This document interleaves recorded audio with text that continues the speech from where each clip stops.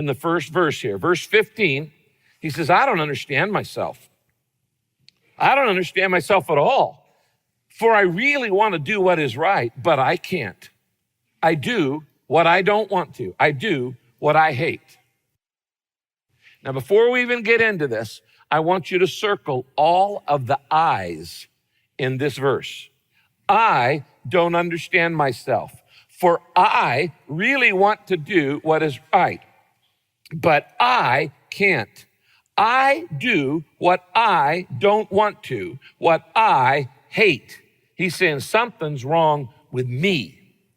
Now, in this one verse, he uses the first person pronoun I 6 times.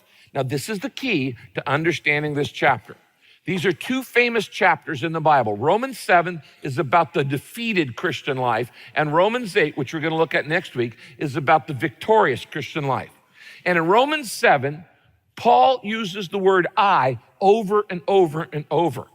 In fact, in just 12 verses, he uses the word I 27 times. He uses the word my 6 times. He uses the word me 6 times. He uses the word myself 2 times.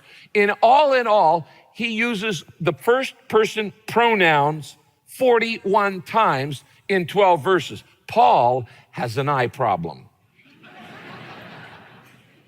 And you have an I problem. And I have an I problem. And the problem is I try to do it all my way, and that's going to cause me to fail. I am my biggest problem. Now notice he says, I don't understand myself. I'm perplexed.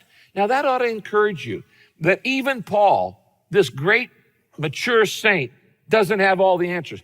If Paul doesn't have all the answers for life, it's okay for you not to have all the answers to life. It's okay for me to go, I can't figure out why I'm doing what I'm doing. You know, I've stopped trying to judge other people's motives. You know why? I can't even figure out my own half the time. You don't know why you do what you do half the time. Why can't I stop doing bad things? And why don't I consistently do the stuff I know is good for me? He says it's confusing. The second thing that happens, and I don't know how to fight this battle, is guilt and shame. And God doesn't want you going around with a bunch of guilt and shame, but that's what happens when you try to fight a spiritual battle with human tools like willpower. He says in verse 16, the next verse, I know perfectly well what I'm doing is wrong, and my bad conscience proves that I agree with these laws I am breaking. And what's he saying? He goes, I know what I'm doing is wrong, and you do too. When you do it and you know it's wrong, and then you get a bad conscience. Circle the word conscience. You know where that word comes from? It's a Latin word. It comes from the word con, which means with in Latin, and science or scienta in Latin, which means knowledge. Conscience means you do something with full knowledge that what you're doing is wrong. You're not kidding yourself. I know I shouldn't eat this. I know I shouldn't watch this. I know I shouldn't say this. I know I shouldn't do this, but I'm going to do it anyway. And I do it with full knowledge, which means my conscience goes on tilt. And it says, danger, Will Robinson, something's wrong here. Something is wrong. Guilt and shame happens. Do you remember Jesus, the night before he was to go to the cross, he goes into this garden called the Garden of Gethsemane to pray because he knows he's going to take the guilt of the entire world on him in his life. And he takes 3 of his best friends, Peter, James, and John, in with him. He says, look, you guys, I just need you to hang out with me. I'm going through a tough time. It's an emotional conflict. I'm going to go over here and pray for a while, and I want you to just kind of hang out here. You don't have to say anything. You don't have to give me advice. I don't even need you to pray. I just want you to hang out with me. And sometimes that's all a good friend does. A good friend doesn't always have to have the answer. A good friend just shows up. They show up in your life. They walk in when everybody else walks out. And so Jesus says to Peter, James, John, you guys just hang out here while I go over here and pray, and I'm getting ready to go and die on the cross tomorrow. Well, Peter, James, and John fall asleep, and they're sawing logs. And Jesus comes back and goes, could you guys not hang out with me just for an hour or two? Could you, without going to sleep? And then Jesus says to Peter, the spirit is willing, but the flesh is weak. Been there, done that. There's been a lot of times in your life when you were willing to do the right thing, but you just didn't seem to have the power to do it. And that causes confusion, and it causes guilt and shame. The third thing that causes, when you don't know how to fight the battle going on inside you, is it causes compulsions and addictions. Compulsions and addictions.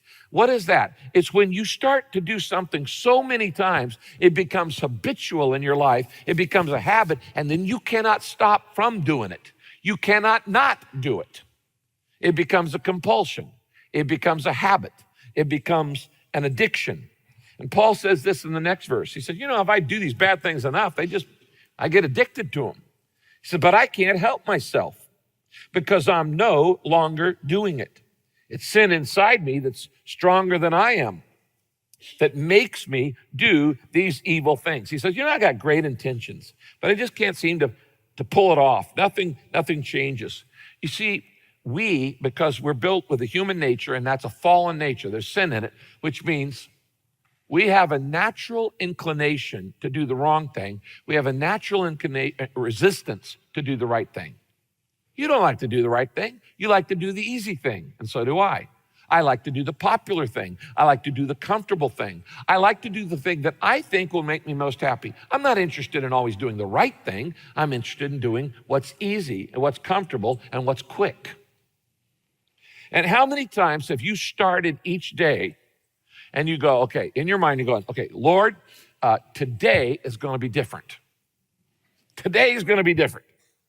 And by the end of the day, nothing has changed. And Paul says here, I'm no longer doing it. Now, when Paul says it's in me, I can't help myself because I'm no longer doing it, he's not making excuses. He's simply recognizing the fact that he has an old nature inside him that likes to sin. And by the way, so do I. And by the way, so do you. Now, we like to sin. Let's just admit it. Sin is fun. It is. It's fun. In fact, nobody would do it if it was a bummer. In fact, even the Bible says it. The Bible says in Hebrews, it says, there is pleasure in sin for a short time. There's pleasure in sin for a while, in the short term. There's pleasure in sin for a season, but then you're going to have the consequences. Everything has a consequence. And if you have your kicks, you're going to have your kickbacks. In other words, it's a whole lot of fun to go out and buy a whole bunch of new things on a credit card, but then you got to pay for it. Okay? It's one thing to go out and have a lot of fun and eat a whole lot of food, and then you got to pay for it with indigestion or overweight. It's one thing to stay up late all night and party all night, have a great time, but you're going to pay for it the next day. You can go out and get drunk, but then you're going to have the hangover. There is always a consequence to everything we do, and every kick has a kickback. And so he's saying, the sin is fun. There's no doubt about it. But there's always a payoff for it that is not worth the short-term pleasure. He says we get compulsions and addictions. The fourth thing that happens, when I don't know how to fight the battle, then I keep losing, and along comes, number 4, self-condemnation. And some of you have gotten really good at this. You're a pro at putting yourself down. You're a pro at condemning yourself. And because you keep stumbling in the same area over and over and over, I still lose my temper. I still say those mean things. I still have those thoughts. I still do. And you start going, I'm no good. I'm worthless. I'm junk. Why should I call myself a Christian? God must hate me. God's mad at me. Blah, blah, blah, blah, and all those other things. And you start condemning yourself. That's the inevitable sign that you're in this spiritual battle. Verse 18, Paul says, I know I'm rotten inside as far as my old sinful nature is concerned. Now, who told him that? He's telling himself that. He's saying, he's putting himself down. He's condemning himself. And that is a mark of when you have habitual areas that you keep falling in over and over. I want to keep, how many resolutions have you made that you didn't keep? A lot. And then you start putting yourself down and just do the self-condemnation. That leads to number 5, frustration. And this is a mark of a Christian trying to live on their own power instead of God's power. You get frustrated. Paul says this in the next verse, verse 18. He says, no matter which way I turn, I can't make myself do right. I want to, but I can't. When I want to do good, I don't. And when I try not to do wrong, I do it anyway.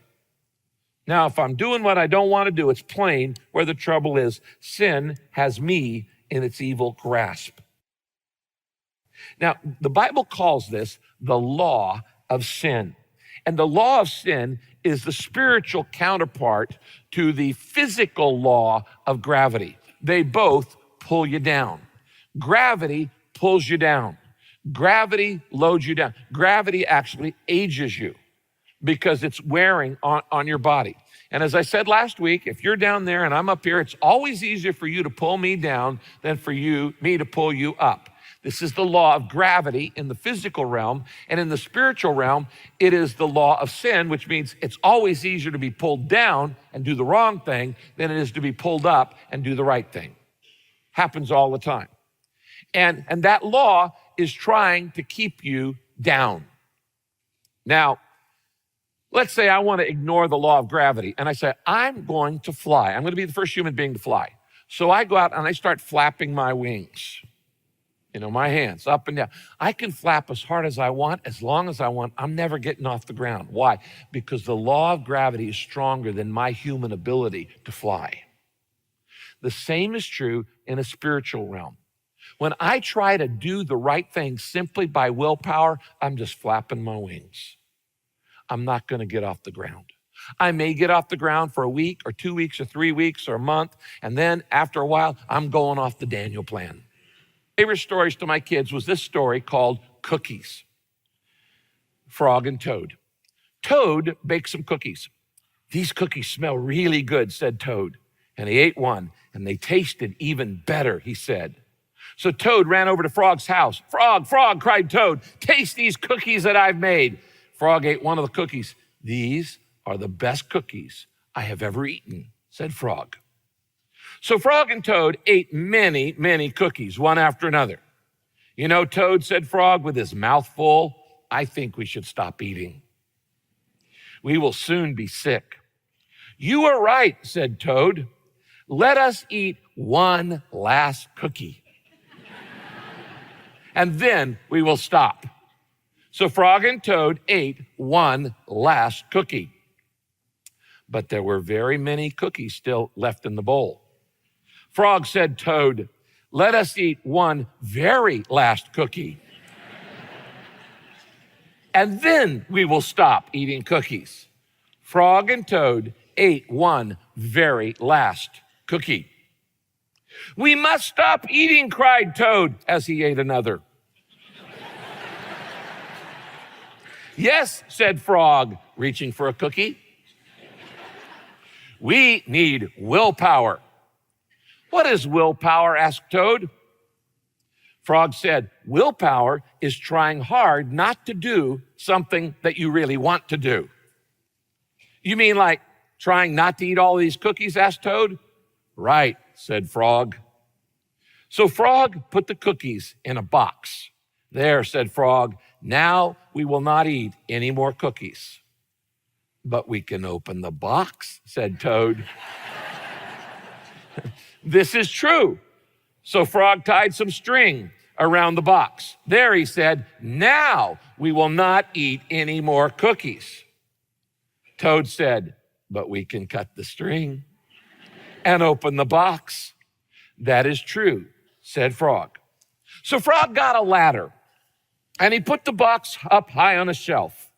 There, said Frog, now we will not eat any more cookies. But Toad said, we can climb the ladder and take the box down from the shelf and cut the string and open the box. That is true, said Frog.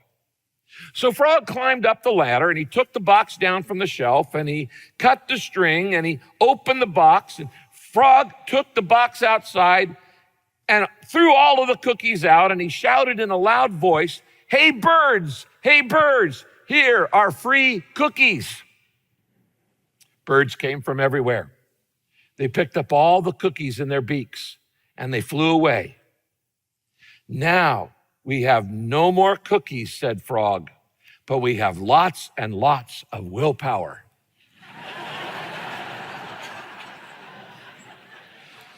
You may keep it all, Frog, said Toad. I'm going home now to bake a cake. The great theology of Frog and Toad. Now, how many times have you played Frog and Toad with something you thought, I'm not going to do it anymore, I'm not going to do it anymore, I'm not going to do it anymore, and then you do it?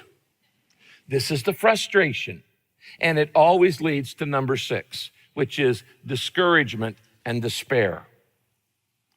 Paul gets so discouraged from this war going on inside him, and he says it seems to be a fact of life.